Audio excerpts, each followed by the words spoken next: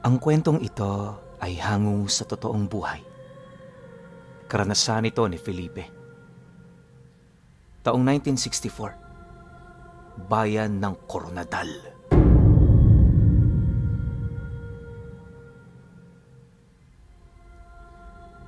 Marami ang mga taong nagsasabing isang malaking kahibangan ang pag-aaral ng lihim na karunungan.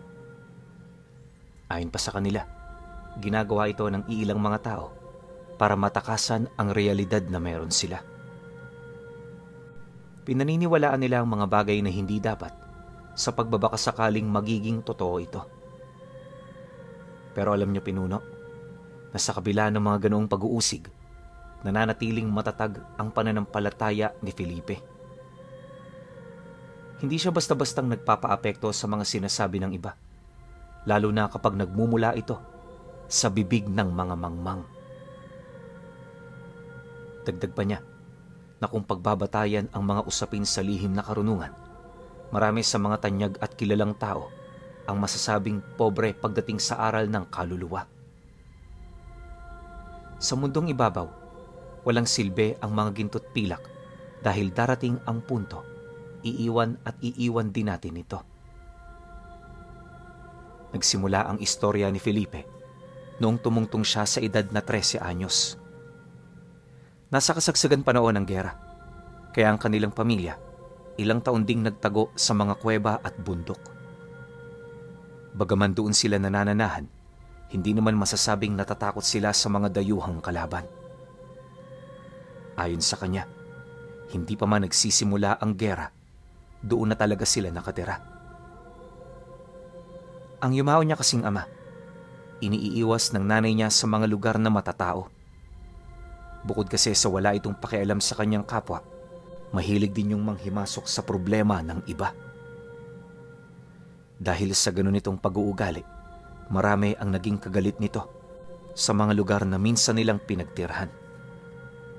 At sa maniwala man kayo o hindi, 12 beses na itong nakaligtas kay kamatayan. Nakakagulat man kung iisipin, lahat na nangyari sa tatay niyang yon, utang na loob nito sa karga niyang medalyon ni Metatron. Ayon sa kanya, noong nabubuhay pa ito, mga 3 beses niya lang itong nakita. Malayong malayo sa mga pangkaraniwang medalyon ang wangis ng karga ng tatay niya, dahil nakahulma ito sa figura ng isang anghel na nakatayo ng tuwid at may hawak na espada na nakatarak sa pagitan ng kanyang mga paa.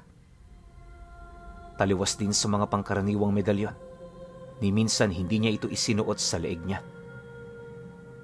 Araw-araw paiba-iba ang pagsuot niya rito.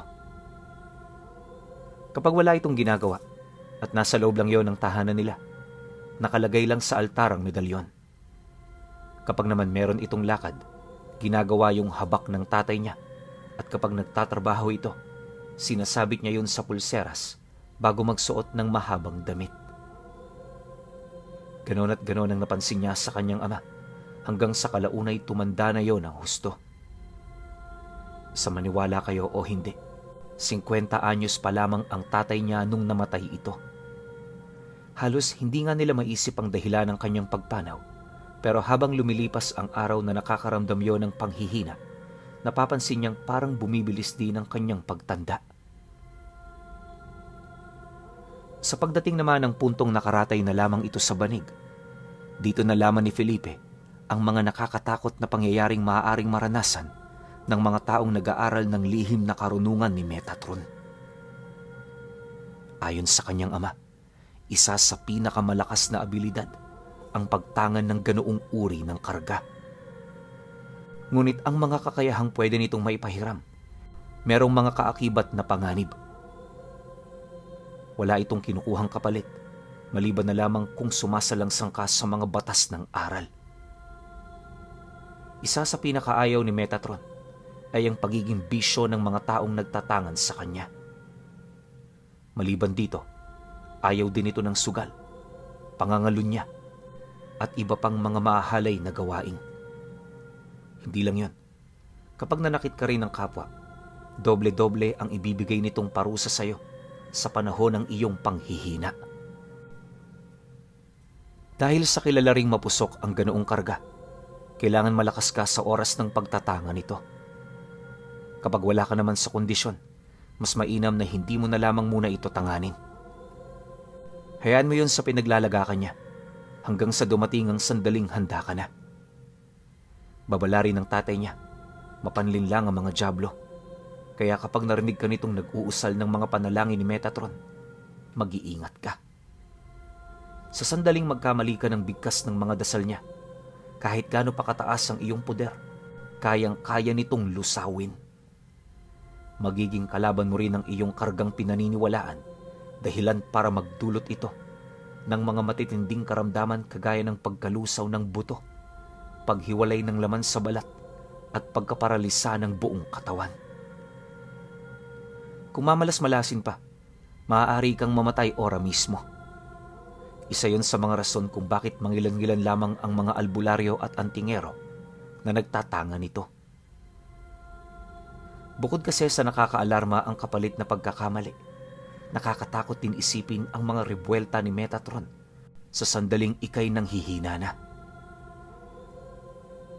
Matapos naman niyang malaman ang tungkol dito, hindi man lang siya nakaramdam ng pagkasindak.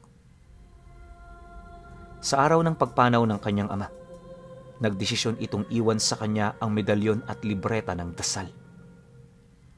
Bago rin ito maputulan ng hininga, paulit-ulit nitong sinasabi na huwag niyang gayahin ang ugali nito. Sa lahat ng oras, pinili niyang maging mahinahon sa lahat ng bagay. Umiwas siya sa pasinghal na salita at panatilihin niya ang pagmamahal sa kapwa. Mula nang marinig ni Felipe ang tungkol dito, hindi na yun nawala sa isip niya.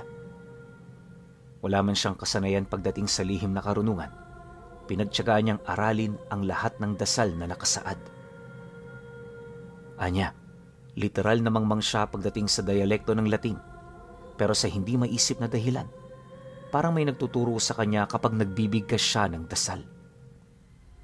Dagdag pa niya na, noong mga panahong yon, aminado siyang nakikipaglaro talaga siya kay kamatayan. Isipin ninyo, 17 anyos nung sinimulan niya ang pag-aaral dito. Nung 13 kasi siya, itinago niya muna ang bagay na yon.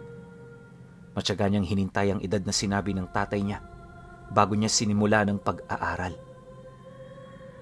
1.5 dekada ang lumipas. Naging ganap ng dalubhasa si Felipe pagdating sa aral ni Metatron. Ikaw ba naman? Halos igugol na niya sa bagay na yon ang kabuuan ng kanyang buhay. Tanging yun lang din ang kanyang pinag-aralan dahil sa naniniwala siya sa angkin nitong kapangyarihan. Pagtungtong din niya sa edad na 30 humigit, nagdesisyon siyang bumaba na ng bundok. Hindi naman noon tumutol ang nanay niya, gawa ng tiwala ito sa ugali na meron siya. Pagbaba naman nila, napadpad sila sa isang tagong baryo malapit sa bayan ng Coronadal. Dahil sa wala naman siyang pinag-aralan noon, pamumundok at pagsasaka ang naging pangunahin nilang hanap buhay.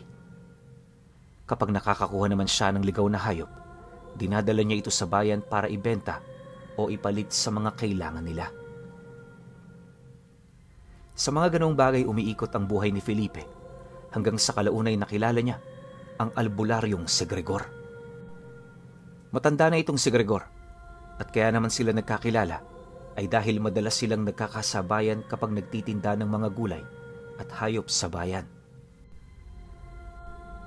Marahil ay kaya nakipaglapit sa kanyang matanda ay dahil sa napansin itong nagtatangan din siya ng lihim na karunungan. Sa loob ng ilang araw nilang pag-uusap, wala naman siyang napansing kakaiba. Mabuti naman si Gregor sa kanya, kaya wala itong naging problema.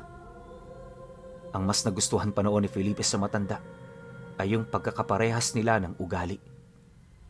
Malawak din kasi ang pangunawa ni Tandang Gregor, kaya kapag nagbibiro siya, nakakasabay talaga ito. Hindi lang yon, parehas din sila ng hilig pagdating sa mga paksang malimit nilang pag-usapan. Kalaunan, dahil sa kanilang pagiging magkasundo, naging malapit na rin yun sa kanya. Paglipas pa ng mga buwan, Dinala na siya ni Tandang Gregor sa mismong pamamahay nito. Di naman siya tumutol, lalo pat gusto din niyang makita ang kalagayan ng matanda. Dahil sa milya-milya ang layo ng lugar kung saan ito nakatira, matyaga silang naglakad ng ilang oras. Natawid na nila ang bayan ng Coronadal noon, pero hindi pa rin nila natatanaw ang tahanan nito. Pagpatak naman ng 4:00, napadpad sila sa tabi ng palayan, malapit sa paanan ng bundok. Malayo sa lugar na yon ng baryo, kaya halos hindi niya maisip kung papaano doon nabubuhay ang matanda. Kung may kasama kasi ito, maunawaan niya pa. Ang kaso lang, nag-iisa lang yon sa buhay. Dala naman ang kanyang pagtataka. Tinanong niya si Tandang Gregor ukol dito. Ngunit sa halip na magsalita, ngumisi lang yun sa kanya na para bang nakakaloko. Manoy naman, nagtatanong ako na maayos, tinatawanan mo lang ako. Baka naman meron ka diyang kasama na hindi mo pa sinasabi sa akin. Ikaw talaga kahit may edad na, hindi pa rin nawawala yung interes mo sa mga bagay-bagay. Birong wika niya rito. Nang marinig naman yon ng matanda, napailing lang naman ito, kasabay ng pagsagot nito sa kanya. Hindi yan ang tinutukoy ko, Felipe. Basta maghintay ka na lang. Makikita at makikita mo rin naman sila. Pagkalahad naman ito ng mga katagang yan, dito na siya unti-unting sumeryoso. Sa punto kasing yan, alam niya sa kanyang sarili na hindi na nagbibiro ang matanda. Nasisiguro rin niyang hindi babae ang dahilan nito. Kaya naman sa pagpapatuloy ng kanilang paglalakad, maigi na niyang pinagmasdan ang buong paligid. Maya-maya pa, pagharap naman nila sa mismong tahanan nito, tumambad sa kanya ang 3 aso na nakakadena malapit sa bahay. Sa malayo, inakala niya talagang aso ang mga nilalang na yon. Pero pag silay niya rito ng malapitan, doon niya nakita na mga tao pala itong nagbabalat kayo. Nang mapansin naman ni Tandang Gregor ang kanyang nadiskubre, inilahad nito sa kanya na yon ang mga kasama niya sa kanyang pamamahay. Katunayan, marami pa siyang nakakulong na ganon sa likod ng kanyang bahay. Dahil sa sinabi ng matanda, halos hindi naman niya maiwasang magtaka at mabahala. Sa mga oras na yon, isang bagay lang ang nasa isip niya, at yon ay walang iba kundi ang mga katanungang bakit nag-aalaga ng ganon ang matanda. Sa tinagal-tagal kasi ng pagsasama nila, hindi niya man lang napansin ang bakas ng aswang na minsang lumapat sa damit o balat nito. Dapat nga malalaman niya yun kaagad, gawa ng araw-araw nitong kasama ang mga nilalang na yon. Hindi naglaon. Pagdating naman nila sa likurang bahagi ng bahay nito, tumambad sa kanya ang 6 na iba pa. Ilang milya rin ang layo mula roon, may nakita siyang malaking puno ng akasya na may mga hawlang nakasabit sa bawat sanga. Nasa mahigit 29 ang mga hawlang yon, at lahat ito merong nakakulong na mga aswang. Matapos naman itong maipasilay sa kanya ng matanda, minabuti na nilang pumasok sa loob ng kubo. Habang binabaybay din nila ang daan pabalik, nanatili namang tahimik si Felipe, gawa ng sa isip-isip niya, papaano ito nagawang hulihin lahat ng matanda. Dagdag pa niya na, sa dinami-rami ng mga nilalang na yon, bakit parang hindi man lang ito nakakaramdam ng pagkabahala? Kapag kasi humuni ang kahit isa sa mga nilalang na yon, paniguradong matutuntun ito ng kanyang mga kalahi. Hindi ito magiging maganda para kay Tandang Grego dahil bukod sa may edad na siya, medyo mababa rin ang antas ng mga karga nito base sa kanyang nakita. Ang kaso lang pagpasok nila sa loob, buong tapang na inilahad nito sa kanya na hindi lang ang mga bagay na kanyang napapansin ang tanging karga nito. Para naman maniwala siya, nagpakita yon ng 3 buhay na mutya na nasa ilalim ng kanyang pamamahala. Kung hindi nagkakamali itong si Felipe, ang isa sa mga ito ay trabungko. Yung 2, halos hindi niya mawari kung ano dahil sa purong buhay na bato lamang ang mga ito. Matapos naman itong maipakita sa kanya ng matanda, agad naman siyang nagtanong ukol sa mga dahilan nito ng pag-aalaga. Kung pagbabasihan kasi ang buhay ng isang pangkaraniwang albularyo, malabo itong mag-alaga ng ganoong uri ng nilalang. Mga engkanto pwede pa, pero kung aswang napakalabo nun. Nang marinig naman ni Tandang Gregor ang kanyang sinabi, bahagya naman yung sumeryoso, sabay lahad sa kanya ng mga detalyeng ikinagulat niya. Ayon sa matandang yon, ang lahat ng aswang na nakikita niyang alipin ito ay merong kaugnayan sa mga nilalang na pumatay sa kanyang asawa at 3 anak. Matagal na panahon na niyang dinala ang ganoong pasanin at para lamang maibsan ang kanyang kalungkutan, nagdesisyon siyang alipinin ang lahat ng may kaugnayan sa pagkawala nito.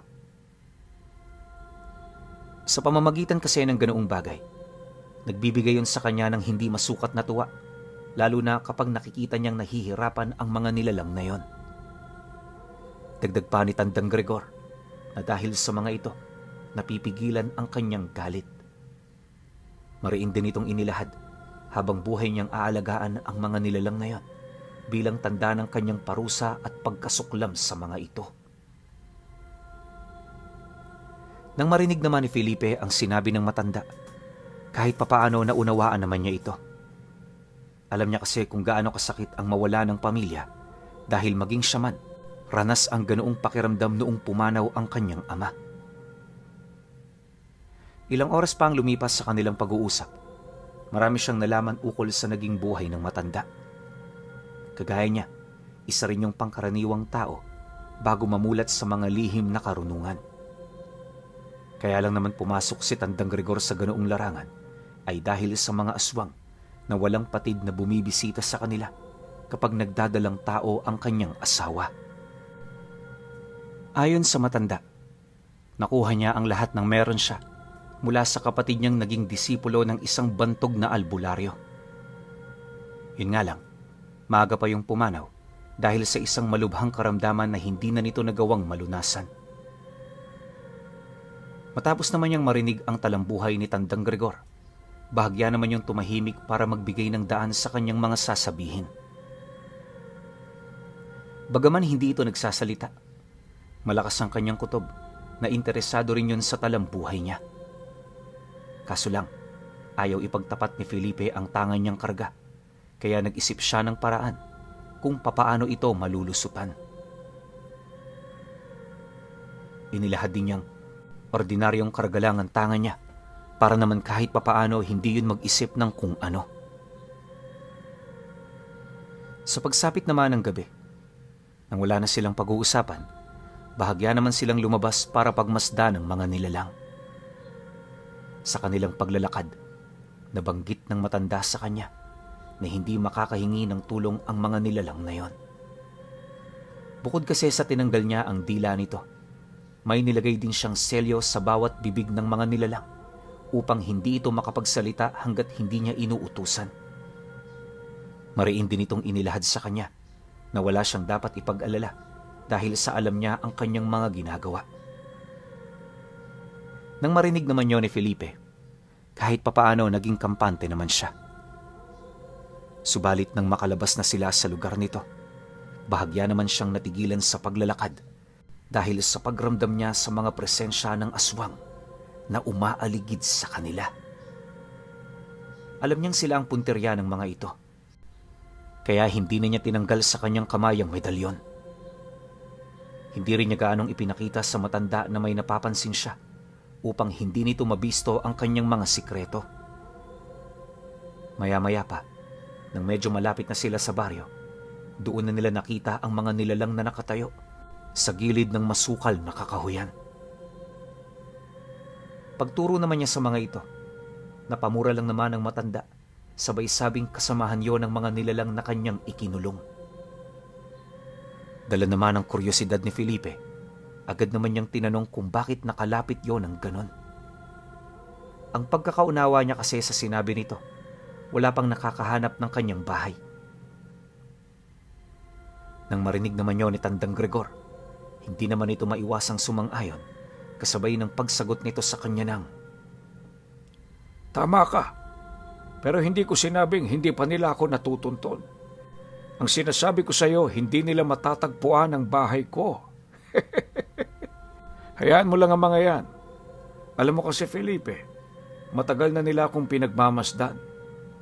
Nasanay na ako sa kanila. Dahil sa sinabi nito, nagdulot naman yon ng palaisipan para sa kanya.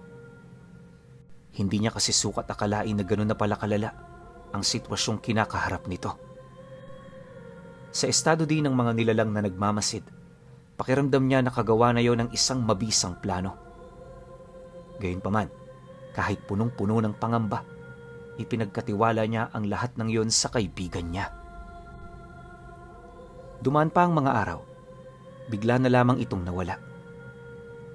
Hindi na yon nakapagtinda sa baryo, kaya nagdulot naman ito ng konting pag-aalala para sa kanya.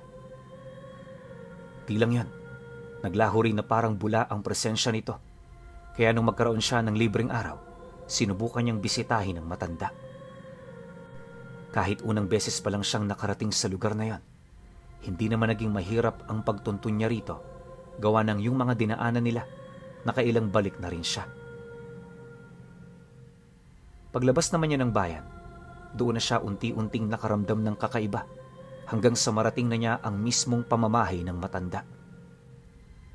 Paglapit naman niya sa lugar na yon, tumambad naman sa kanya ang bahay nitong tumabingi na.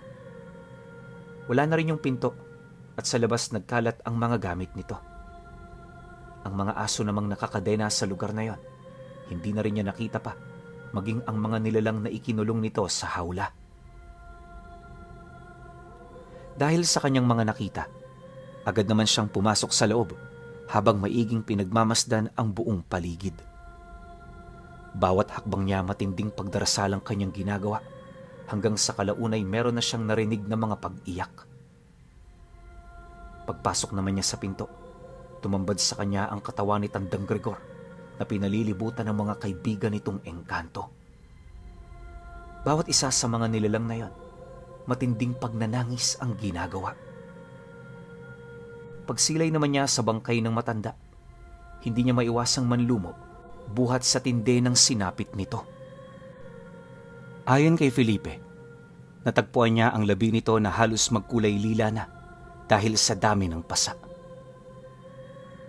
Nawawala rin ang panga ng matanda, tapos putol na ang mga kamay nito.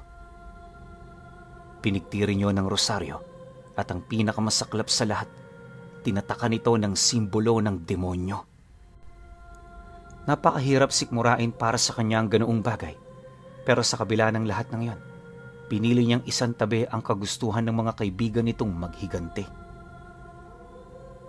Matapos naman niyang masilayan ang lahat-lahat, nagdesisyon siyang sunugin ang bahay ng matanda kasama ang labi nito.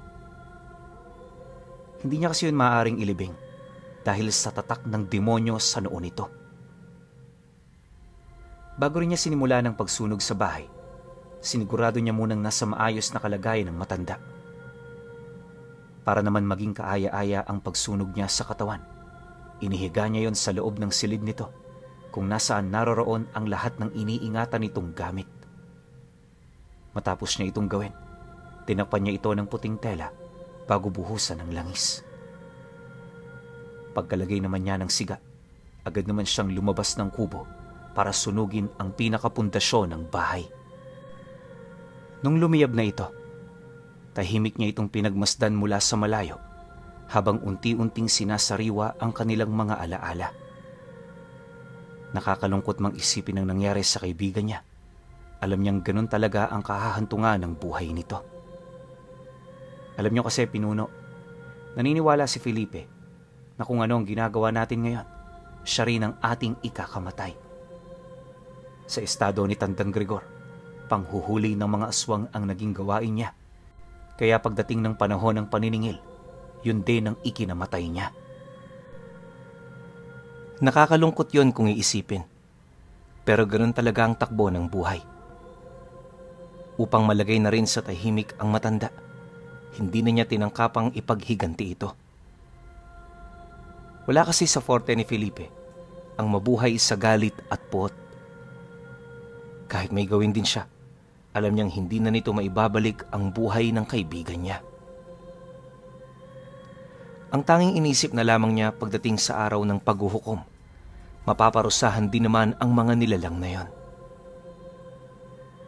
Maya-maya pa, nang makaalis na siya sa bahay ng matanda, nasipat naman niya ang mga kaibigan nitong engkanto na pasimpleng sumusunod sa kanya mula sa malayo. Binubuo yon ng mga engkantong gubat at isang tikbalang na matagal ng kaibigan ng matanda.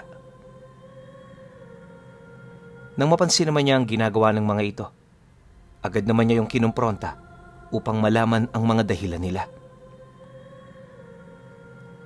Pagkarinig naman ng tikbalang sa sinabi niya, inilahad nitong wala na silang mapupuntahang lugar. Mas nanaisin din itong manatili sa kanyang tabi dahil sa tinagal-tagal nilang kasama si Tandang Gregor. Siya lamang ang nakita nilang kaibigan na dinala nito sa kanyang tahanan. Dagdag pa ng nilalang, wala silang hangaring maghigante, pero kung siya mismo ang magnanais nito, hindi sila magdadalawang isip na tumulong. Dahil sa sinabi ng nilalang na yon, hindi siya nagdalawang isip na ibigay ang kanyang sagot ukol dito. Anya, kahit anong gawin nila, hinding-hindi siya nito mahihikayat na gumawa ng ganoong bagay. Nang marinig naman yon ng tikbalang, wala naman yung naging pagtutol, kaya nagdesisyon na rin siyang hayaan ang mga ito. Lumipas ang mga araw, unti-unti na ring bumalik sa normal ang kanyang buhay. Noong una, aminado siyang may mga kirot pa siyang nararamdaman, pero sa katagalan nasanay na rin siya. Inakala niyang sa pangyayaring yun na magwawakas ang lahat ng mga pinagdaanan nila, pero ang hindi niya alam, yun pa lamang pala ang simula. Nung matagpuan kasi ng mga tao ang kubong tupok malapit sa palayan, dito na nagsimula ang mga haka-haka. Alam din kasi ng mga taga doon kung sino ang naninirahan sa lugar na yon, kaya hindi nila maiwasang mag-alala. Sa loob lamang ng maikling panahon, kumalat ang usapin tungkol dito na siya namang umabot sa lugar nila Felipe. Bagaman hindi niya ito gaanong pinapakialaman, napapansin niyang parang nabulabog ata ang mga sangkot na nilalang. Isang hapon, pag-uwi niya sa bahay nila, may napansin siyang 2 kalabaw na dumaan kasama ang 3 magsasaka. Nakasuot ang mga ito ng salakot, kaya hindi niya agad yon naaninag. Kaso lang nung magkalapit sila, naramdaman niyang uminit ang medalyon ni Metatron. Halos manuot ito sa ikabuturan ng kanyang katawan, kaya dali-dali naman siyang dumistansya. Yon ang kagandahan sa medalyon ni Metatron. Hindi mo ito basta-bastang mararamdaman hanggat hindi mo nasasagi ang balat ng nagtatangan.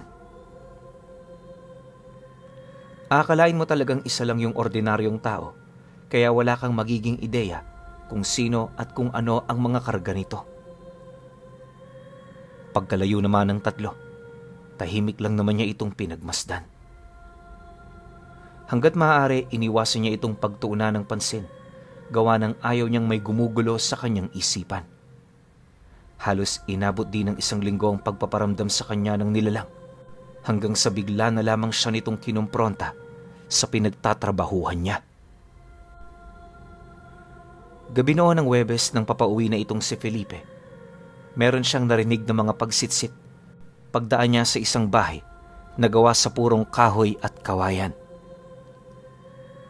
Pagtigil naman niya sa harapan nito, ilang beses naman niya yung pinagmasdan, pero wala talaga siyang nakita. Makalipas pa ang ilang minuto, nang akmang papalis na siya, doon niya nasilayan ng isang matandang babae na dahan-dahang lumalapit sa kinaroroonan niya. Bagaman may saplot ang nilalang na yon, hindi niya maipagkakaila ang bigat ng presensya nitong bumabalot sa katawan niya. Sa unahan ding bahagi kung saan siya nakatayo, nakita niya ang 2 matandang lalaki na may nagliliwanag na mga mata. Nakatayo lang yun ng tuwid at halos hindi siya nito makitaan ng pagkilos. Matapos naman niyang masilayan ang mga nilalang na yan, hindi na siya nagdalawang isip na kumprontahin ang mga ito. Pagharap naman ng matandang babae sa kanya, ramdam na ramdam niya ang pilit nitong paninindak. Panaka-naka rin yung umaangil, at habang lumalapit ito, napapansin niya ang walang patid nitong paglaway. Dahil sa kanyang mga nasilayan, dito niya napagtanto na mapapasabak talaga siya ng laban. Sa mga ganoong sitwasyon kasi, wala na sa isip ni Felipe ang umiwas o lumayo. Basta kapag may naninindak sa kanya ng harapan, lahat gagawin niya mapasuko at matalo lang ito. Kung hindi naman umabot sa ganoong sitwasyon, nakahanda siyang gamitin ang kanyang mga kakayahan, mapatay lamang ang mga nilalang na yon. Pagharap naman nilang dalawa, agad naman itong ibinaba ang suot nitong saya, dahilan para makita niya na wala itong kasarian. Nagsimula na ring gumapang sa lupa ang matanda, at pag-angil na pag-angil nito, buong puwersa na siya nitong sinunggaban. Pagsilay naman doon ni Felipe, agad naman niya yung iniwasan sa pamamagitan ng pagtakbo papalayo. Kahit alam niyang kayang-kaya na niyang tapusin ang mga ito, pinili niyang makalabas ng baryo upang walang makapansin sa kanilang mga gagawin. Maya-maya pa, pagdating naman nila sa masukal na kakahuyan na pinalilibutan ng talahib, dito rin niya piniling tumigil. Nang mapansin naman niyo ng tatlo, maigi naman yung nagmasid ukol sa kanyang gagawin. Ang buong akala kasi ng mga nilalang, pabor sa kanila ang ganoong lugar para tuluyan na nilang mapatay ang kanilang biktima. Ngunit ang hindi nila alam, sila pala ang malalagay sa alanganing sitwasyon. Sa pagtitig naman ng mga ito sa kanya, di naman maiwasang magulat ng tatlo nang masipat siya nitong umupo sa damuhan. Wala siyang ibang ginagawa noon, kundi ang magbigkas ng mga buhay na salita na base sa pandinig ng mga nilalang, wala itong bisa. Kahit napakalalim ng aral na kanyang binitawan, di mo man lang makikitang nasisindak o nakakaramdam ng takot ang mga ito. Ayon kay Felipe, normal lang ang ganoong pakiramdam. Gawa ng isa yun sa mga taktika na matagal na niyang pinaghuhusayan. Sa pamamagitan kasi nito, nasusurpresa niya ang kanyang mga kalaban. Isa rin ang estilong yon kung bakit karamihan sa kanyang mga nakakaharap hindi na nabubuhay pa. Matapos naman niyang makapag-usal ng mga buhay na salita, agad naman siyang pumulot ng bato sa lupa, sabay asinta sa babaeng gumagapang papalapit sa kanya. Nailaga naman ito ng nilalang, ngunit ang hindi nito alam, sumusunod ang bagay na yon. Dahil sa ganun niyang kakayahan, labis ang pagiging kampante ng kanyang kalaban. Paglundag naman ito, bigla naman yung sumubasob sa kanyang harapan matapos itong tamaan ng bato sa likurang parte ng noo nito. Sa sobrang lakas ng pagkakatama ng bato, bumaon yun sa bungo ng nilalang. Animoy inasinta ito ng baril. Dahil sa pangyayaring yon, nagmamadali namang lumapit sa kanya ang dalawa nitong kasama. Sinubukan nilang hilahin ng matanda pero hindi yun pinagbigyan ni Felipe. Pag-apak naman niya sa ulo nito, agad naman siya roong ngumisi kasabay ng pagwika niya sa mga ito ng, "Oh, bakit niyo pa yan kukunin? Patay na yan." Nagulat ba kayo sa nangyari, mga kaibigan? Nang marinig naman ng dalawa ang kanyang sinabi, hindi na nga ito nagpumilit na kunin ang bangkay ng kanilang kasama. Sa halip, ganun din ang kanilang ginawa habang pinagmumumura siya. Pagsugod naman ng mga nilalang na yon, agad naman niya yung pinagsasasapak na siyang naging sanhi upang malusaw ang mga bakod at puder nito sa katawan. Kahit napakakukunat ng balat nito, nakapagtatakang nakakaya niya itong saktan sa pamamagitan lamang ng mga suntok. Dahil dito, wala namang nagawa ang dalawa, kundi gumanti sa kanya. Habang nagpapang-abot sila, halos mapuno naman ng dugo ang mga mukha nito. Pasuray-suray na rin ang mga nilalang, kaya kahit gustuhin man nilang lumayo rito, alam nilang hindi na nila ito magagawa. Pagtadyak naman niya sa isang matanda, agad naman niyang hinawakan ng ulo ng natira nitong kasama, sabay kaladkad nito papalayo. Dahil dito, sinubukan naman itong magpumiglas mula sa pagkakahawak niya, ngunit kahit anong gawin ng nilalang na yon, hindi niya ito magawa-gawa. Sa sobrang init kasi noon ni Felipe, ultimo paghawak sa braso, hirap na hirap ito. Halos malapnos na nga noon ang buong katawan ng nilalang. Kaya hanggat maaari, nais na talaga nitong lumayo sa kanya. Ang kaso lang, hirap nang mangibabaw ang nilalang pagdating sa pisikal na lakas. Pakiramdam nito habang nakahawak sa kanya si Felipe, sinisip-sip nito ang kabuuan ng kanyang lakas. Kalaunan, nang makadistansya na sila sa kasama ng matanda, agad naman niya yung ibinilibag sa lupa, sabay tapak sa ulo nito. Pilit niya yung binabaon sa bato, hanggang sa napilitan ng sumigaw ang nilalang. Matapos naman niyang marinig ang pagdurusa nito, mariin naman niyang inilahad na hindi siya ang tipo ng tao na gugustuhin itong makalaban. Pagsambit naman niya ng katagang yon, gamit ang medalyon ni Metatron, gumawa siya ng palaso gamit ang kanyang presensya. Pagliwanag ng talim nito, agad naman niya itong itinarak sa likod ng matanda, kung saan paglapat nito, bigla namang naagnas ang kabuuan nitong katawan. Pagkalas naman doon ng kaluluwa ng nilalang, mabilis yung nilamon ng isang bolang apoy na siya namang nagdala sa kaluluwa patungo sa kailaliman ng impyerno. Nang masaksihan ito ng kasama ng nilalang, halos hindi naman ito maisip kung ano ang kanyang ginawa.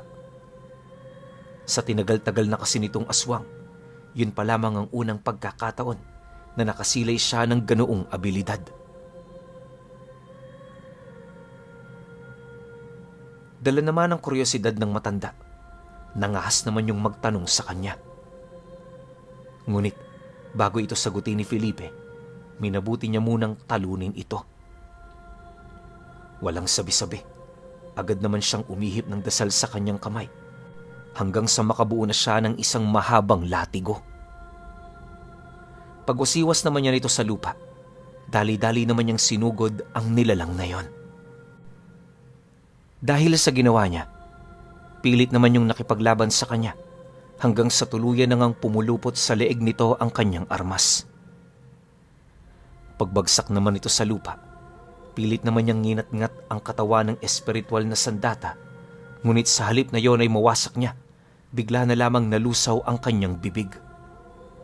Sigaw ng sigaw ang matandang yon dahil sa sakit, pero hindi niya ito pinakitaan ng awa. Paglapit naman niya rito, makailang beses niya pa yung sinapak sa ulo hanggang sa tumahimik na ito. Di pa siya nakontento. Pinagtatadyakan niya ang dibdib ng matanda hanggang sa kalaunay narinig na niya ang pagkabasag ng mga tadyang na pumuprotekta sa laman loob ng nilalang. Dahil sa pangyayaring yon, ultimo paghinga hindi na nito basta-bastang nagagawa. Mabilis din yung nanghina, kalakip ng pagdurugo nito. Pagsilay naman niyang nagdideliryo na ang nilalang, buong puwersa naman niyang hinila ang dulo ng kanyang latigo, dahilan para tumilapon ito sa sanga ng isang puno. Sa sobrang lakas ng kanyang pagkakabato, hindi na bumagsak ang matandang yon. Lasog-lasog itong yumakap sa sanga at hindi niya na yon nakitaan ng paggalaw pa. Kalaunan, nang mapagtanto niyang patay na ito, agad naman niyang ibinalik ang medalyon ni Metatron sa kanyang bulsa. Hindi na muna niya ito inilagay sa kanyang pulseras o habak dahil alam niya, gising na ang kanyang gabay. Matapos ang ganoong pangyayari, makailang araw din siyang nagmanman sa paligid. Lahat ng taong dumaraan, dayo man o kapitbahay, maigi niyang pinagmamasdan. Akala niya kasi may susunod pa. Pero sa katagalan, naunawaan niyang napagdiskitahan lamang siya nung dalawa. Sa mga sandaling yon, nanlumo talaga si Felipe dahil inaasahan niya mapapasabak na siya sa isang matinding laban. Kaso lang, hindi yun nangyari hanggang sa muli na namang natulog ang gabay ng kanyang medalyon. Dahil sa pag-iwas ng mga nilalang, yun naman ang naging hudyat niya para mabuhay ng normal. Sa isip-isip niya noon, mas mainam na lang din ang ganon para naman wala siya gaanong maraming trabaho. 2 buwan pa ang lumipas. Hindi na nga siya nakaramdam ng kahit na ano mula sa pamilya ng 3 matanda. Sa katagalan, nalimot na rin niya ito hanggang sa inilipat siya ng kanyang amo sa bagong bukas na tindahan nila sa sentro ng bayan ng Coronadal. Nang malaman niya ang balita, naging mahirap sa kanya ang magpasya dahil kapalit nito ay ang pag-iwan niya sa matanda niyang ina. Ayaw naman yung mangyari ni Felipe sa kadahilan ng di hamak na mas mahalaga sa kanya ang pamilya kumpara sa pera. Pag-urong naman niya, hindi pumayag ang kanyang amo. Sa halip, nagdesisyon itong isama na rin ang kanyang ina sa bayan. Bibigyan sila nito ng matutuluyan nang sa gayoy wala na siyang magiging alinlangan. Alam niyo kasi, kaya ganun katindi ang pagmamalabis ng amo niyang ilipat siya roon ay dahil sa isa siya sa mga katiwala nito. Matapat sa serbisyo at hindi ganid sa salapi si Felipe, kaya niya nakuha ang loob ng kanyang amo. Dala naman ang kanyang utang na loob sa taong yon, hindi siya nagdalawang isip. Hindi hamak kasi na mas pabor yun sa kanila, lalo pat alam niya na sa sentro ng bayan, nandoon na halos lahat ang kanilang mga kailangan. Pagdating naman ng punto ng kanilang pag-alis, isa yon sa pinakamagandang araw na naranasan niya. Habang binabaybay nila ang daan patungong bayan, marami siyang nakikitang kamanghamanghang gawa na noon niya lang napansin. Kahit pabalik-balik na siya sa lugar na yon, aminado siyang unang beses niya pa lamang din yung nakita. Marahil ay, noong magkasama sila ni Tandang Gregor, naging abala siya sa pakikipag-usap dito. Ilang minuto pa ang lumipas. Pagtigil naman ng sasakyan, dito na niya nasilayan ang bagong bukas na panederya na pagmamay-ari ng amo niya. Pagbaba naman nila noon sa sasakyan, agad naman siyang lumapit sa kanyang amo. Siyempre, itinanong niya kaagad ang kanyang trabaho dahil wala talaga siyang ideya kung ano ang papasukin niya roon. Ni hindi pa nga siya noon nakakamasa ng tinapay, kaya halos lahat ng nakita niya bago talaga sa kanya. Nang marinig naman ito ang kanyang sinabi, tumawa lang naman ito kasabay ng pagwika nito sa kanya ng, "Marami kayo ritong kasama. Tsaka Felipe, huwag mong alalahanin ang pagmasa ng tinapay. Hindi mo yan trabaho. Merong gagawa niyan para sa'yo. Ikaw ang mamamahala sa pwestong to. Kada linggo, magkikita tayo para makuha ko ang perang naipon mo. Ayos ba yun, Felipe?" "Ha? Sige ho, amo. Walang problema yan." Matapos naman nilang mag-usap, pumasok na sila sa loob ng bahay. Kaso lang, pagdaan pa lang niya sa entrada ng pinto, napansin niyang merong kakaibang aura na pumapalibot dito. Marami rin siyang nakikitang multo na umaaligid, lalong-lalo na sa masahan ng mga tinapay at estanteng pinaglalagakan nito. Akala niya, yun lang ang sasambulat sa kanya. Pero nung isa-isa na nitong ipinakilala ang kanyang mga tauhan, nagulat siya sa kanyang mga nasilayan. 5 sa 7 niyang magiging katulong, nagtatangan ng lihim na karunungan ng kaliwa. Paano nalaman ni Felipe ang ganoong bagay? Dahil sa presensya nilang lumalabas sa kanilang mga katawan. Nga pala, baka malito kayo ha. Parte ng abilidad ng medalyon ang pagsilay sa mga ganoong presensya ng tao. Alam niyo kasi, kahit gaano kalalim ang diwang hiwaga ng ikatlong mata mo, kokonting piraso lamang ng bakas ng aura ng tao ang iyong makikita. Halimbawa sa mga mangkukulam, kulay puti o asul pa rin naman ito, pero may konting mga mantsang itim. Hindi katulad pag hawak mo ang medalyon ni Metatron, makikita mo talaga ang kabuuan. Kapag ang isang tao ay malinis, asul o puti ito. At kapag ang isang tao naman ay may bakas na lihim na karunungan ng kaliwa, kulay itim yun. Kapag kanan naman, kulay ginto o berde. Depende sa mutya at aral na tanga nila. Sa pamamagitan ng ganoong abilidad, kahit anong gawin ng mga nilalang, wala yung maitatago sa kanya. Matapos naman niya itong makilalang lahat, nagpatay mali siya sa mga bagay na kanyang nakita. Wala naman kasing pakialam sa mga ganoon si Felipe, basta ba'y hindi sila madamay sa kalokohan ng mga ito. Pagkaraan naman ng ilang oras, minabuti naman niyang magpahinga.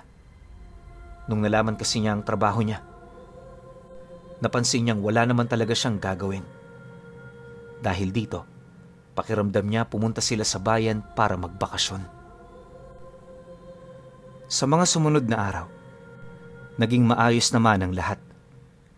Salita noon ang paggawa ng tinapay, kaya yung mga nagtatrabaho ng gabi, hindi niya gaanong mabantayan. May tiwala naman siya sa mga ito dahil matagal na yun doong nagtatrabaho.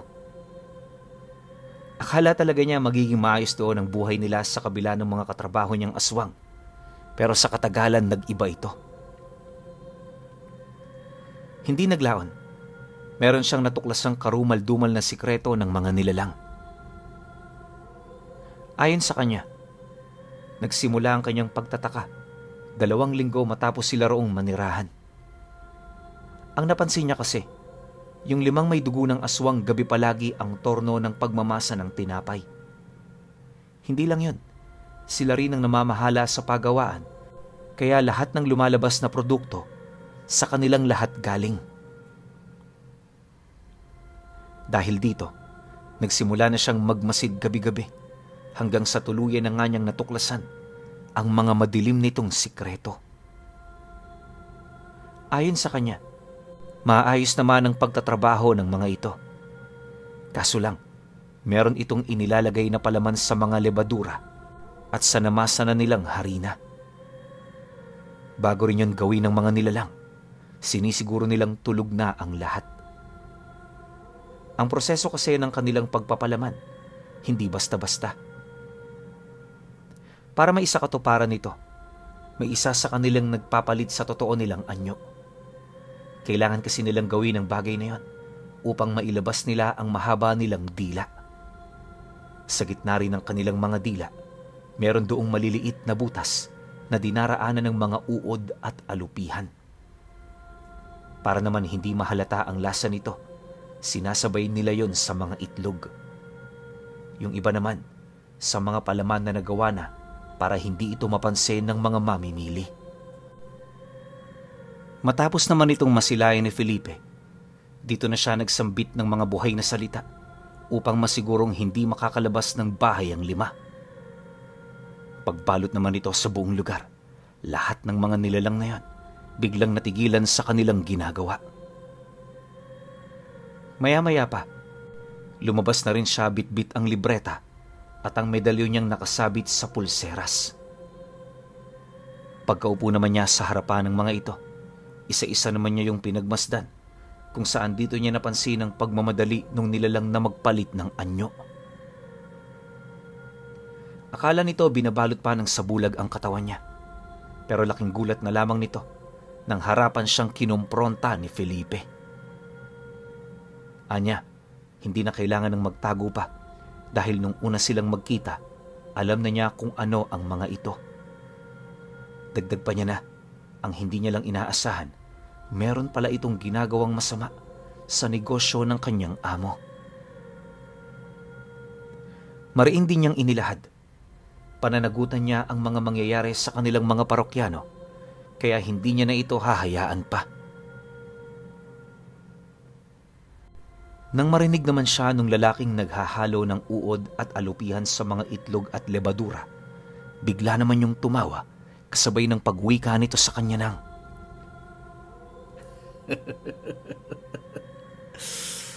Manoy, Manoy, Manoy. Hindi mo yata nauunawaan ang posisyon mo ngayon. 5 kami. Mag-isa ka lang. Ano sa tingin mo ang magagawa mo? Kung iisipin, kayang-kaya ka na naming ibaon ngayon sa kinatatayuan mo. Pero sige, bibigyan kita ng pagkakataon para makapagpaliwanag. Pagkalahad naman ito ng mga katagang yan, bahagya naman yung natigilan matapos nitong mapansin ang kanyang pagngisi na parabang nakakainsulto. Sa puntong yon, agad namang napuno ng galit ang nilalang, dahilan para manumbalik ito sa orihinal nitong anyo. Paglaylay naman ang dila nito sa sahig, agad naman yung gumapang patungong kisame, sabay sunggab sa kanya. Yung 4 naman itong kasama, minabuting wag nang kumilos dahil ang buong akala nila kayang-kaya na ito ng kanilang kasama. Pero nang akmang ilang metro na lamang ang layo nito kay Felipe, laking gulat na lamang ng nilalang nang masipat niya ang daliri nitong itinuro siya. Sa isang iglap, binalot ng matinding liwanag ang paligid at nung maglaho na ito, nasipat ng 4 ang kanilang kasama na kasalukuyang nakakulong at pilit nagpupumiglas sa isang maliit na hawlang gawa sa purong liwanag. Habang tumatagal, lumiliit ang espasyo nito, kaya pilit namang nagpupumiglas ang nilalang na yon. Subalit sa kasamaang palad, hindi na yon nakaligtas. Pagliit palalo ng espasyo ng kulungang gawa sa purong liwanag, nagkabuhol-buhol na mismo ang katawan nito, ang binti at braso. Tumagos na rin ang kanyang tadyang at halos magkahiwa-hiwalay ang kabuuan ng gulugod nito. Literal na pisak ang nilalang na yon, kaya nung masaksihan ito ng kanyang mga kasama, para silang natigalpo dahil sa mga pangyayaring hindi nila inakala. Nang mapagtanto naman ni Felipe na nakuha na niya ang atensyon ng 4, dito na siya nagsimulang magsalita. Marahil ay nagtataka kayo kung paano ko nagawa ang bagay na yon. Pasensya na kayo mga kaibigan. Ayokong maglahad ng mga madidiing detalye ukol sa akin. Pero ito lang ang masasabi ko. Sa lahat ng nakalaban yung gumagamit ng espiritual na kumbate, ako ang pinakamalakas sa lahat. Wika ni Felipe na may paninindak. Dagdag pa niya na, naging imposible ito dahil sa aral at medalyon ni Metatron. Isa rin yun sa mga dahilan pinuno kung bakit napakamapanganib nito para sa mga tao. Kahit nga si Felipe noon, takang-taka rin dahil hindi niya maisip kung papaano niya nagagamit ang 1% lakas ng anghel. Nabanggit din niya na bawat abilidad na nagtatangan ng karunungan ni Metatron ay nababase ang kanilang mga lakas sa hangarin ng kanilang mga damdamin. Ulitin ko lang, ang nagagamit lang ni Felipe, 1%. May mga ibang nakatuon sa pisikal na kumbate, mahika, pagpapalakas ng mutya, at kung ano-ano pa. Pero ayon sa kanyang ama, ang pinakamalakas na abilidad na kayang maibigay nito ay ang pagtataglay ng espiritual na kakayahan. Ganon din ang pagdoble o pagtriple ng lakas ng isang mutya. Sa estado naman ni Felipe, wala siyang hawak na kahit isang biyaya ng kalikasan. Pero ayon sa kanya, na kung may tangan din siyang ganon, kayang-kaya niya itong mapalakas sa puntong hindi na ito mapapantayan ng kanyang mga kalaban. Naniniwala rin siya na ang tinangan niyang biyaya ay ang pinakamalakas na maaaring ibigay ng anghel sa kanila. Matapos naman niya itong mailahad, agad naman siyang nag-usal ng 5 buhay na salita. Matapos nun wala namang nakitang kakaiba ang nilalang na yon. Pero nang maibato na ito, bigla na lamang nalusaw yung lalaking pinakamalapit sa kanya. Pagkalas ng kaluluwa nito sa naaagnas nitong katawan, agad naman itong nilamon ng bolang apoy na mabilis pumasok sa ilalim ng sahig. Dahil dito nagpumilit ng makipaglaban sa kanya ang natitirang tatlo. Bagaman wala silang ideya kung papaano matatalo si Felipe, sinusubukan nilang ibato rito ang mga malalakas nilang atake. Habang nagkakagulo naman sila noon sa masahan ng tinapay, di naman ito nagagawang magising ang kanilang mga kasama dahil sa tigal pong ikinalat niya.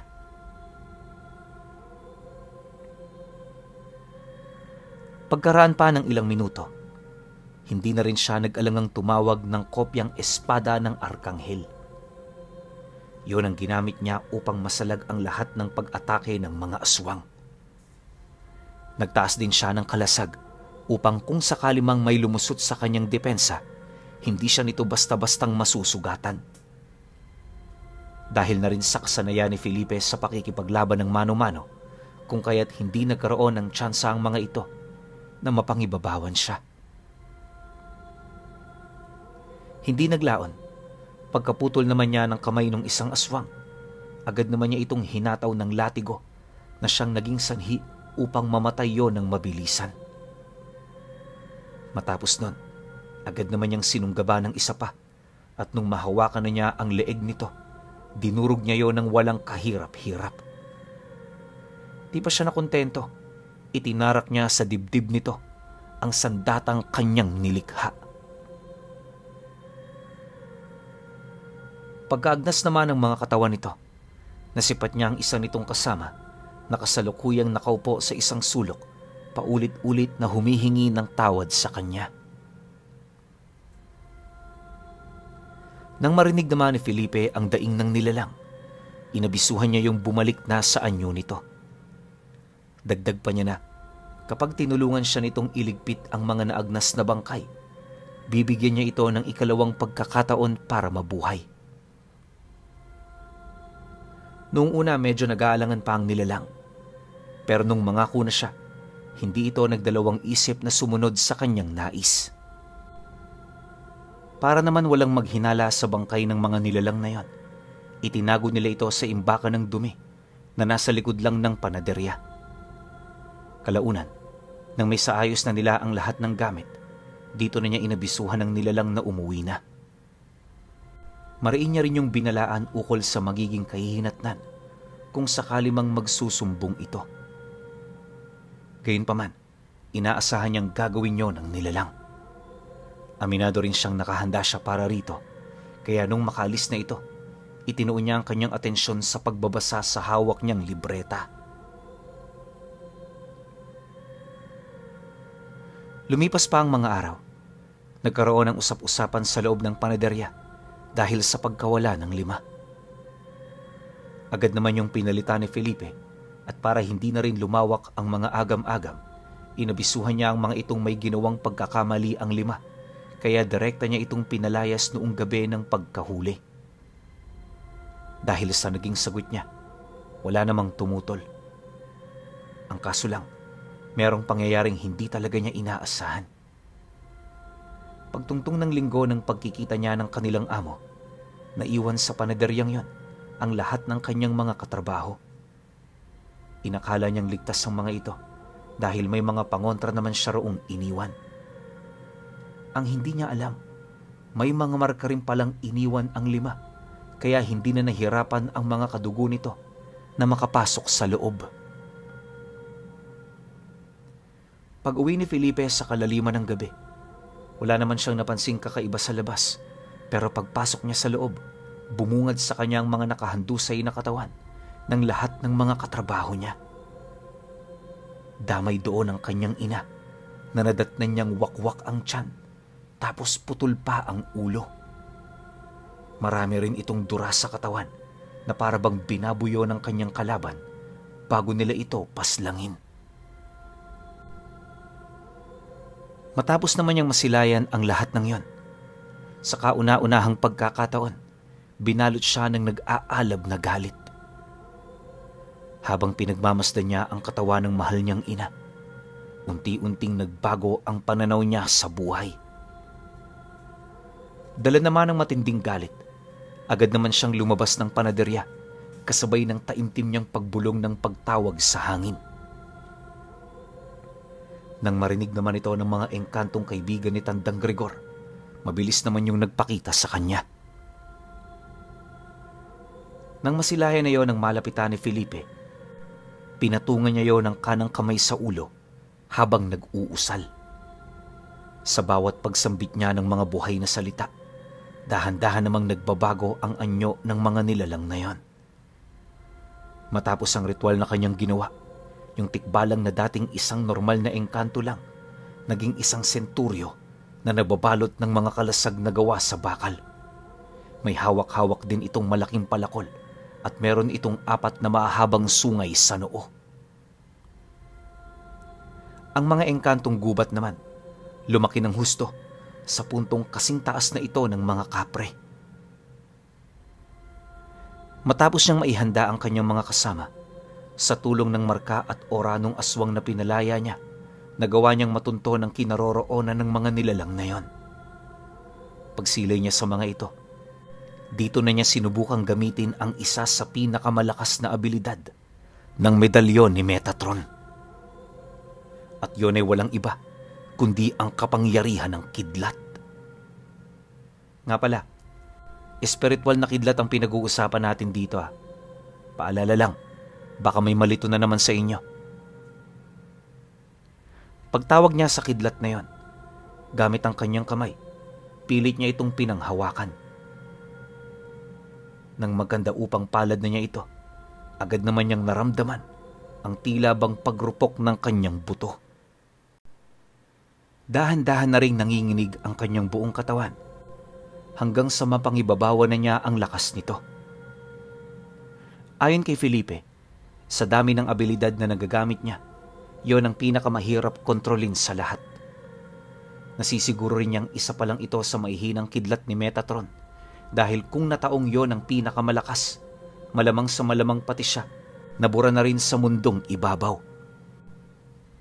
At sa maniwala kayo o hindi, kahit nasa ganong estado na si Felipe, hindi niya pa rin kayang gisingin ang natutulog na anghel na gumagabay dito.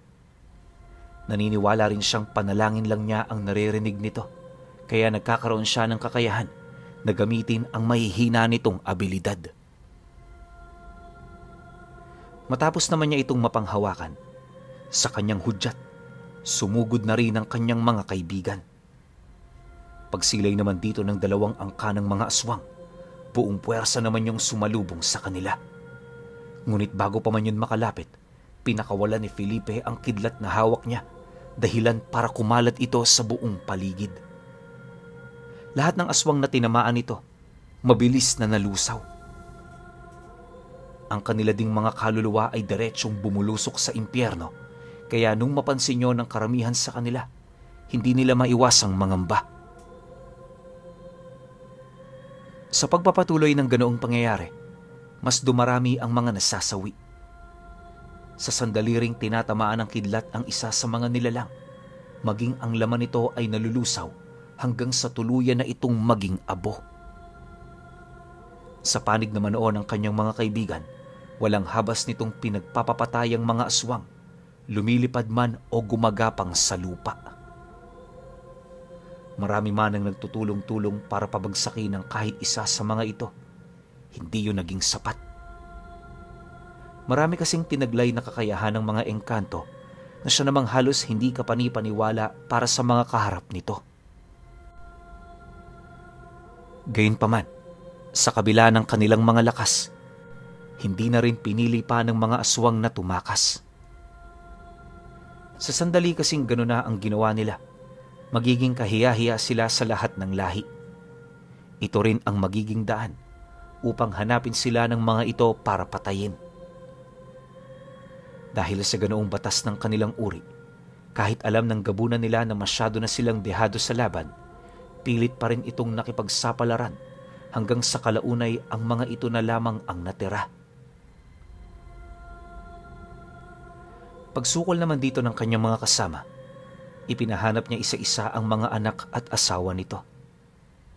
Sa kabuuan, 3 gabunan ang nahuli niyang buhay, kasama ang bawat pamilya nito na binubuo ng 6 hanggang sa 10 miyembro.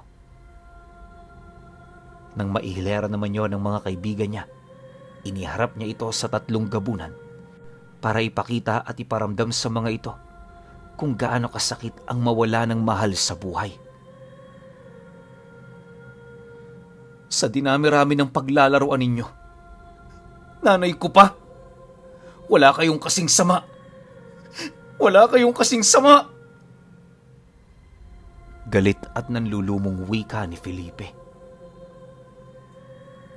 Habang sinasambit din niya ang mga katagang yan, isa-isa niyang pinapaslang ang mga mahal nito sa buhay. Kapag nararamdaman din niyang mahalaga ang isang individual na papatayin niya, pinapahirapan muna niya ito hanggang sa magmakaawa ang gabunang nasa harapan niya.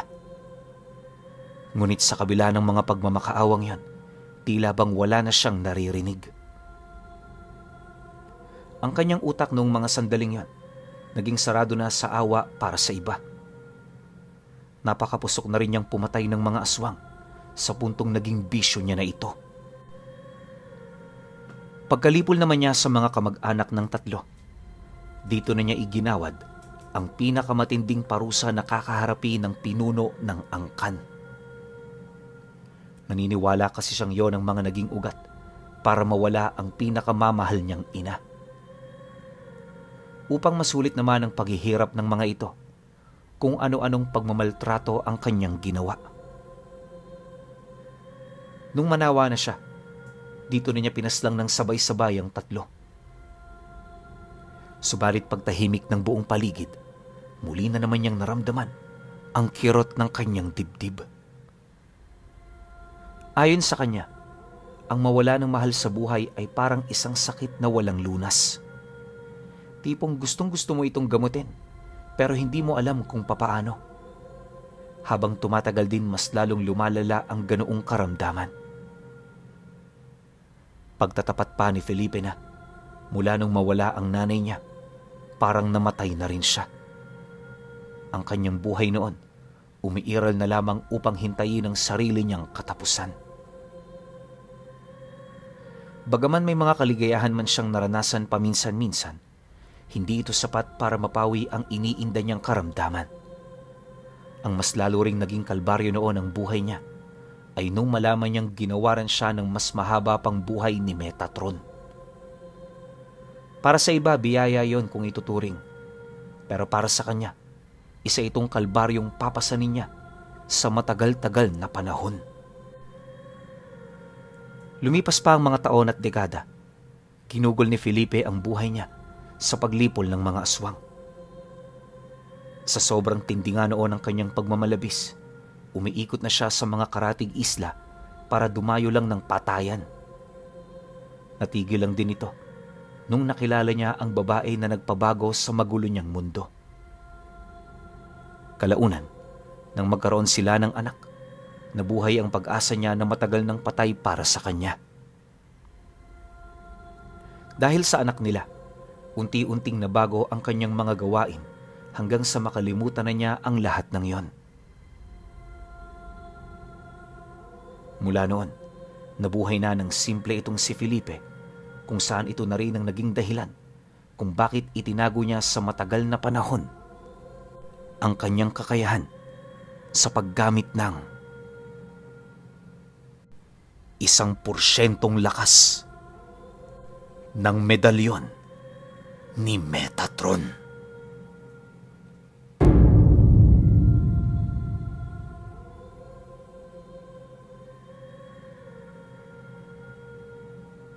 Okay. Shoutout muna tayo bago tayo magbigay ng opinion sa kwento na to. Special shoutout ko muna yung bumili ng ating insenso, si Madam Tienza Cri. Ingat po kayo dyan sa HK. Tapos yung mga nag-comment naman, nandyan sila John Colado, Rania 12, Carol Manzanoa, Brigo 610, FJ Palana, Si Bisaya ako, A290, warrior member ko yan, syempre. Si Rodelin Donke 8091, si J. Matthew Sante 8044, Aldrian Gadon, Duerte Lilibeth, Mary Jane Gonzaga, Wilkie Umerez, Bong Amablesinho, Wilkie Umerez, Jane Claire Ann Palek, Igo Chin, Bel Reyno Castrodes, Karen De La Peña 4366, Arlene Daniels, at kay Wings Loft TV. Yan, maraming salamat sa inyo ha. Paano ko mamili ng shoutout? Random lang random lang, ini-scroll ko lang siya. Tapos kung sino yung mabasa kong pangalan, yung mga madadaling pangalan, sina-shoutout ko siya. Okay, dito naman tayo tungkol sa 1% lakas ng medalyon ni Metatron. Isipin niyo ha, inulit pa ng sender na 1% lang yung nagagamit ni Felipe. Kasi hindi niya pwedeng gamitin yung 100% dahil may posibilidad na mamatay siya. 1% pa lang yun pero pakiramdam niya marurupok na yung buto niya. Tas alam nyo, ang sobrang nagpabigla sa akin sa kwento na to, na doon ako nagulat, na kaya palang magbiyaya ni Metatron na madagdagan yung buhay natin sa mundo. Diba? So ganun siya talaga katindi na agimat. Ito nga, partida, medalyon to eh. Diba ganun siya kalakas? Pero take note nyo rin ha, kasi baka yung iba dyan, nasa 40, 50 anyos na, tas sisimulan si Metatron. Medyo alanganin tayo dyan, mga badi.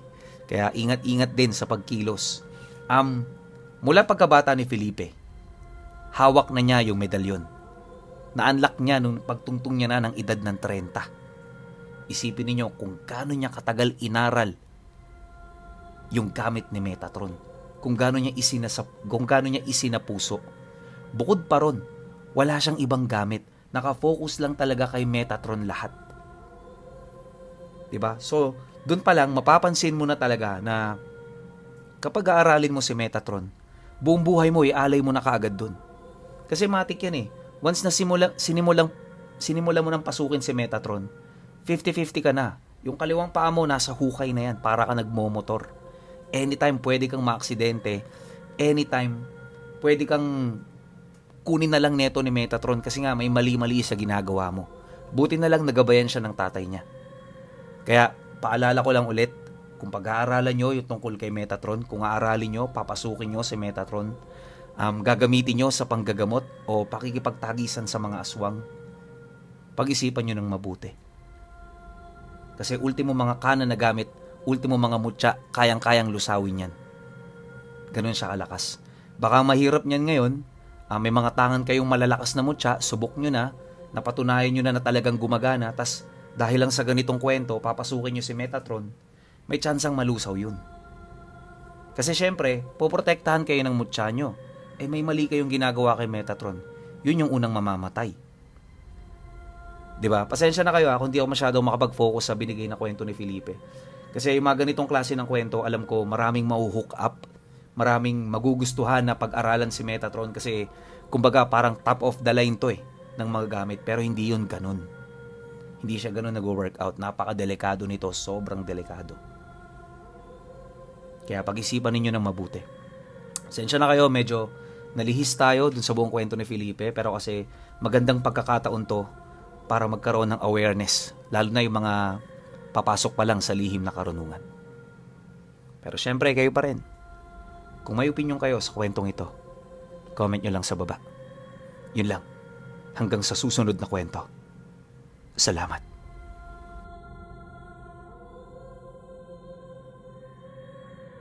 Gandang umaga, gabi, o kung nasan man kayo. Meron tayong iaalok sa inyo na bago. Alam nyo, kung meron na kayo nito, Gumamela Celis, 10 Elements, tapos yung mga dignum natin na medalyon, San Benito. Sobrang gandang i-partner nito, lalo na kapag magdadasal kayo. Ano ba to? Ito yung tinatawag namin bago ngayon na insenso ni Pinuno. Ito yung packaging niya. Ano siya? Kasi ito yung pinaka mismong insenso. Yan. Tapos kung mapapansin ninyo, dyan sa YouTube channel ko, sa Ang Pinuno, meron shorts dyan na tungkol dun sa kamay ni Jesus. dun sa Bicol. Dito ko kinuha yung concept nun. Nakalagay siya rito sa golden pouch natin. Ito siya. Yan ang ganda oh. Yan oh, di ba? Kuwang-kuha niya. Yung nasa kuweba, nung napasukan namin. Yung kuweba na yun, yung kamay ni Jesus doon, tuwing mahal na araw, o kinukwento nung tour guide namin na maraming albularyong pumupunta ron para magpabendisyon ng mga karga nila o kumuha ng mutya. Doon ko nakuha yung concept na yan, di ba? Ang ganda. Ano ba silbi nito? Ito yan. Kapag magdadasal kayo, pinakamagandang araw, Tuesday, Wednesday, Saturday, tsaka Friday. Pinakamagandang oras, kayo na bahala. Pero pinaka-the best para sa akin talaga, alas 6. Kahit sino naman sa inyo siguro alam na yan. Lalo na yung mga talagang nagpa-practice, yung mga talagang nagdarasal para sa lihim na aral. Alas 6 talaga yan. Ito yung pinaka-insenso natin. Yan siya. So, kahit nasa loob kayo ng bahay, kahit nasa opisina kayo, pwede nyong sindihan to. Kasi ito nyo siya lalagay. Yan. Tayo nyo ganyan. Check nyo. Tapos habang nakasindihan, sabayan nyo na ng dasal. Lalo na nga yung sinasabi ko kanina, yung may mga gumamela selis, to, saktong-sakto yan, to yung pinapakain nyo to ng dasal.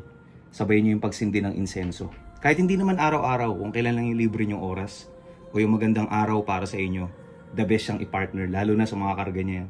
Tsaka yung mga kumuha rin sa amin ng mutya noon, pwedeng-pwede nyong i-partner yan. Bango.